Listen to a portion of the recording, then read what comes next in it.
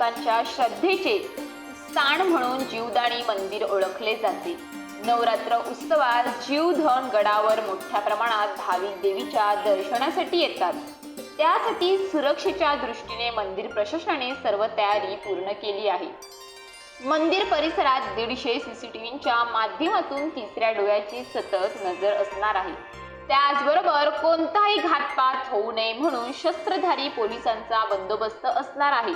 त्याचबरोबर नवरात्र उत्सवात गडावर भाविकांची गर्दी होणार असल्याने त्याचे नियोजन केल्याची माहिती मंदिर ट्रस्टचे अध्यक्ष प्रदीप तेंडुलकर आणि उपाध्यक्ष पंकज ठाकूर यांनी दिली आहे। मंदिर सुरक्षेचा आढावा दहशतवाद विरोधी पथकाने सुद्धा घेतला आहे।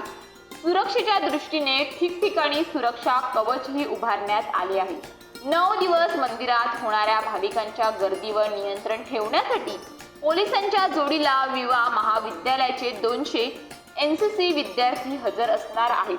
जीवदाणी मंदिरात नवरात्र उत्सवात येणाऱ्या भाविकांना महाप्रसादाचे विनामूल्य वाटप करण्यात येणार आहे। नवरात्रीच्या पहिल्या दिवशी गडावर 50,000च्या आसपास भाविकांची गर्दी होणार आहे, तर रविवारी हाच गर्दीचा आकडा लाखांमध्ये जाण्याची शक्यता आहे।